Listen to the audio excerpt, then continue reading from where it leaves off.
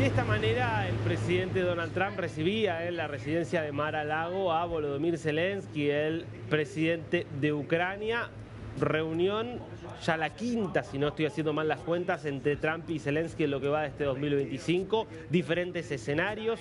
En la Casa Blanca hubo dos reuniones. Hubo una reunión también en el Vaticano, en rigor, sí, en la Catedral de la Basílica de San Pedro, la famosa reunión que termina de orquestar en ese momento Pietro Parolin, cuando habían coincidido por la muerte del Papa Francisco.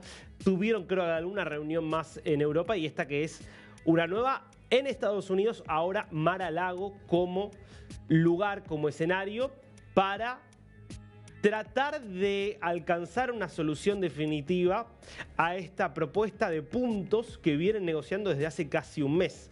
Esto que empieza con 28 puntos, resultado esencialmente de la coordinación entre Estados Unidos y Rusia.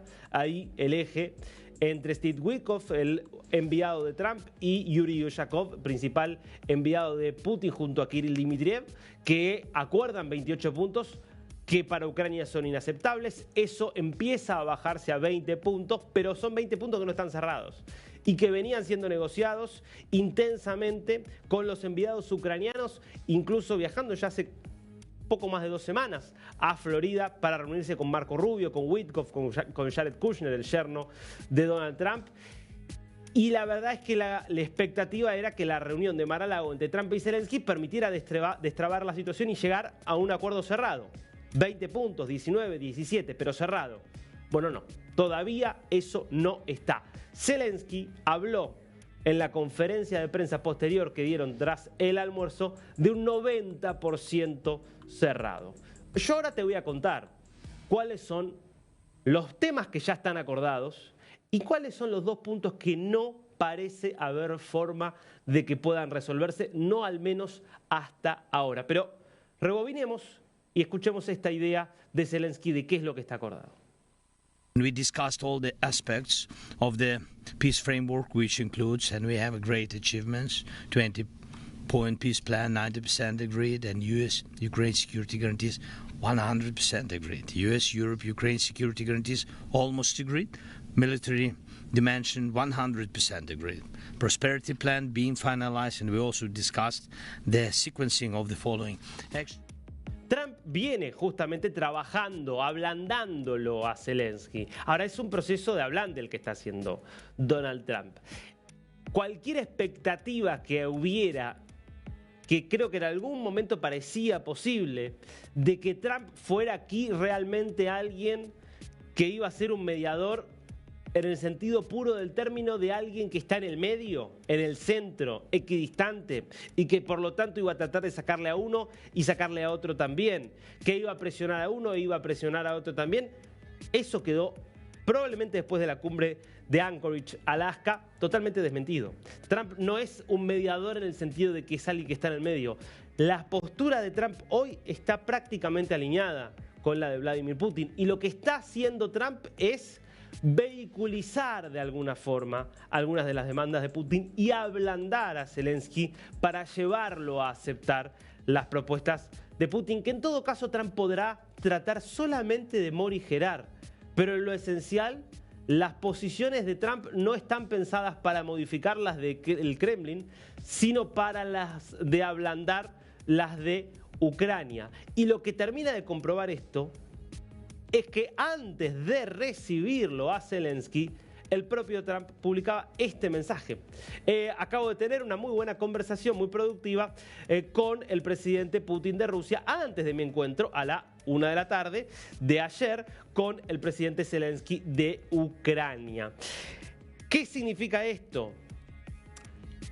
Que Trump vuelve a hacer lo mismo que hizo antes de su última reunión con Zelensky. Aquella reunión había sido en el mes de octubre, principios de octubre, reunión en la Casa Blanca. Ahí lo recibía a Volodymyr Zelensky, segunda reunión en la Casa Blanca, la primera después de lo que había sido la famosa reunión del comienzo del gobierno Trump, donde terminan a los gritos. Y un día antes, 24 horas antes de recibirlo a Zelensky, de vuelta tiene una larga conversación telefónica con Putin. Es decir, antes de reunirse con Zelensky, previamente la acuerda con Putin. Y es así que se puede entender que haya hecho una declaración como la que vas a ver ahora, que suena delirante, pero dentro del universo Trump es posible. Claro, le preguntan a Trump, ¿pero usted cree que es genuino Putin después de todas las muestras que ha dado? Mismo este fin de semana, donde volvió a atacar, incluso con ataques contra edificios residenciales en Kiev, que es genuino en que quiere la paz. Escucha la respuesta. She's going to be helping.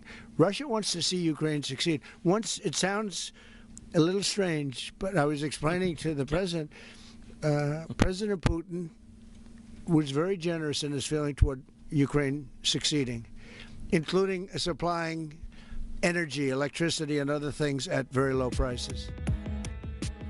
Rusia quiere que a Ucrania le vaya bien, que Ucrania tiene éxito. Es decir, Putin, que viene destruyendo desde todos los puntos de vista posibles a Ucrania hace casi 4 años, con bombardeos sistemáticos que han obviamente matado a cientos de miles, con una estrategia deliberada para aislar en materia aérea a Ucrania, para casi que dejarla bloqueada económicamente, para destruir toda su infraestructura con ataques sistemáticos contra todas las centrales de generación de energía y obligando por lo tanto a Ucrania a vivir con apagones, sin calefacción. Es decir, ese país que además está tratando obviamente de conquistar, en realidad Putin querría que le fuera muy bien. Mirá la cara de Zelensky mientras Trump decía esto. She wants to see Ukraine succeed. Once it sounds a little strange, but I was explaining to the president, President Putin, Russia wants to see Ukraine succeed. Once it sounds a little strange, but I was explaining to the president, President Putin, Russia wants to see Ukraine succeed. Hace el gestito, ¿viste? Me lo va a explicar. Bueno, sí, me lo va a tener que explicar porque difícil de entender. Difícil de entender. La verdad que Zelensky, que no puede evitar cierta gestualidad y al mismo tiempo trata de contenerse porque sabe que el peor camino, el peor desenlace es el que va a obtener si se vuelve a pelear con Trump. Eso queda claro. Necesita de Trump porque Trump es la última expectativa, la última esperanza de que si hay un acuerdo, sea un acuerdo no tan malo. Ahora, el acuerdo va a ser malo. Y no es que Trump esté del lado de Putin porque es amigo de Putin. No pasa por ahí. Trump entiende desde una perspectiva brutalmente realista que la guerra ya tiene un ganador. Por más que los combates puedan seguir, ¿cuánto? 6 meses, 1 año, 1 año y medio, 2 años, 3 años más, puede ser. Trump sabe, porque es lo que marca cualquier proyección de cómo puede evolucionar este conflicto a la luz de qué es lo que ha pasado en estos casi 4 años, que Rusia indefectiblemente va a terminar ganando la guerra y que Putin va a cumplir sus objetivos por la vía militar si es que se lo propone. En ese contexto, como Rusia tiene el mayor arsenal nuclear del mundo y Estados Unidos no tiene el más mínimo interés en entrar en una guerra con Rusia, es más, lo que quiere es acercarse a Rusia para separar a Rusia de China, que ese es el ajedrez geopolítico que tiene en la cabeza Trump.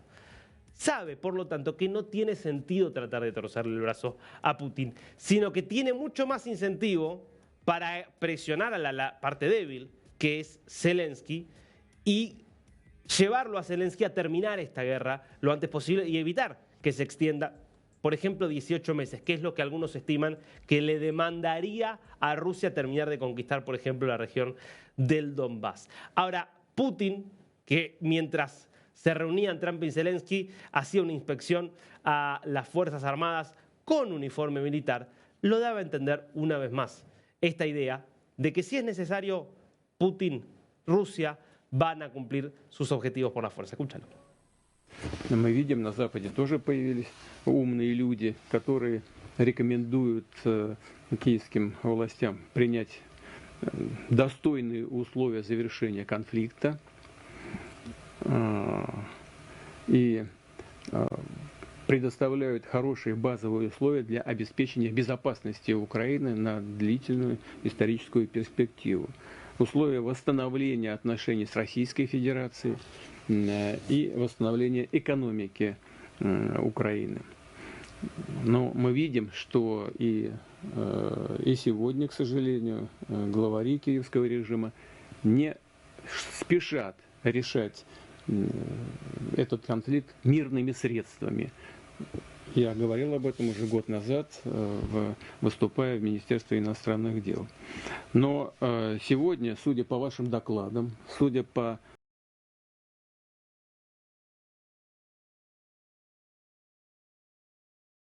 в выводе украинских воинских формирований из занимаемых ими пока территорий фактически сводится к нулю. По разным совершенно соображениям.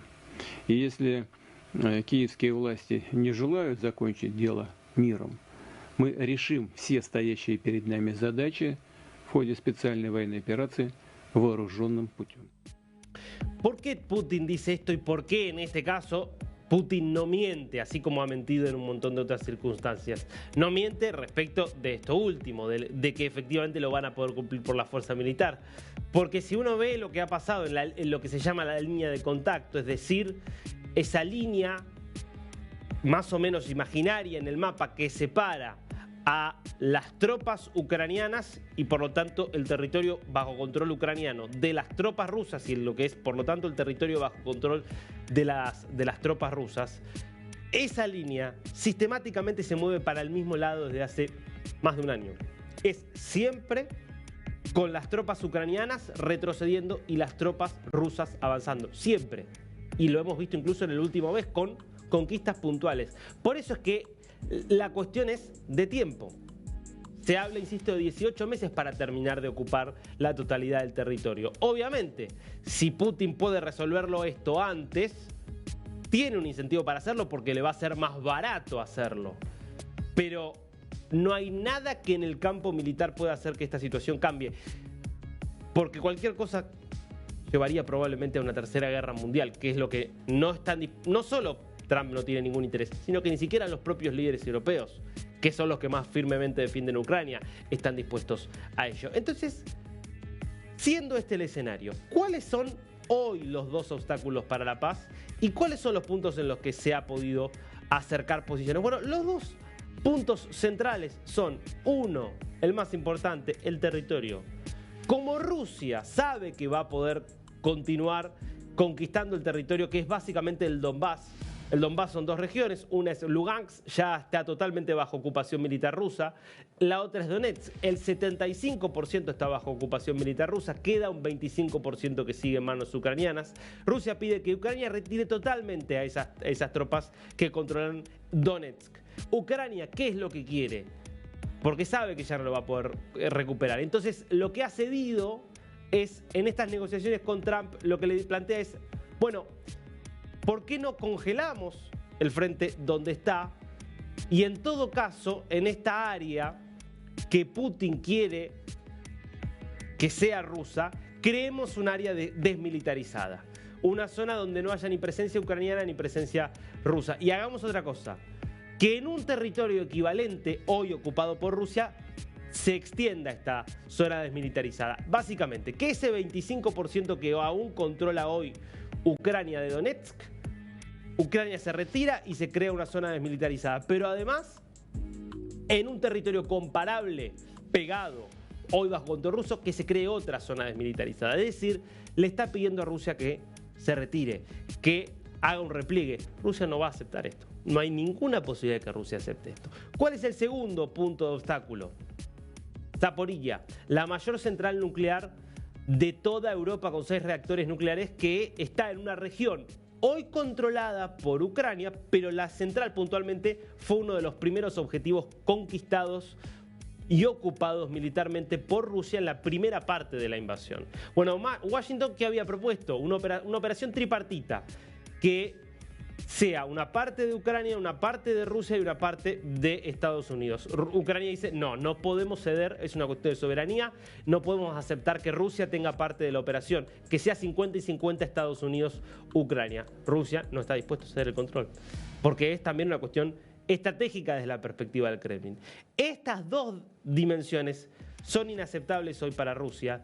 ¿Y cuál es el problema? Que para Zelensky tendría un costo altísimo en términos reputacionales, porque sería ceder soberanía, decir, ok, nos retiramos y damos marcha atrás y le entregamos a Rusia este territorio que nosotros los ucranianos sabemos que es nuestro.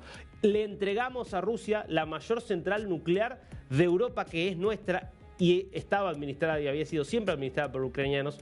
Sería lo mismo, otra forma de ceder soberanía, lo cual sería muy difícil de aceptar y de digerir políticamente. Ahora, la fuerza armada, la fuerza bruta sigue estando del lado ruso y eso es lo que va a tener que resolverse, yo creo que no todavía, porque me parece que Zelensky va a hacer todo lo posible por ver si algo de esto se puede modificar. ¿En qué sí hay acuerdo? Lo repasamos rápido. ¿En qué se pudieron poner de acuerdo en estos puntos? Bueno, yo te diría los tres más importantes que en algún momento estaban en duda. Hoy, marco político jurídico. Queda clara la reafirmación de la soberanía ucraniana con un compromiso de no agresión y con un mecanismo de monitoreo de alertas tempranas en caso de que, en este caso Rusia, vulnere lo acordado. Esto es importante porque al comienzo de la invasión Putin decía Ucrania no tiene derecho a existir como país independiente. Hoy Putin por lo menos admite que Ucrania tiene derecho a reclamar su propia soberanía sobre los territorios que Rusia no reclama, ¿no? Claro. ¿Qué más también se ha podido resolver? Una arquitectura general de seguridad. Lo decía Putin en el extracto que veíamos recién. En el borrador lo que figura es que Estados Unidos, la OTAN, los países europeos darían garantías que estén más o menos a la altura del artículo 5 de la OTAN. Además de que haya una hoja de ruta para que pueda ser parte de la Unión Europea, no así de la OTAN, pero sí de la Unión Europea, y un acceso preferencial al mercado europeo. ¿Qué sería? Una especie de artículo 5 bueno, que si hubiera una agresión rusa sobre Ucrania, los países europeos y Estados Unidos, Trump dejó claro este fin de semana que son más los europeos, tendrían que responder y respaldar militarmente a Ucrania. Esto es como una forma de darle a los líderes y al pueblo ucraniano el reaseguro de que Putin quizás no decidiría volver a invadir Ucrania, sabiendo que ya los países europeos tienen un compromiso asumido de defenderla.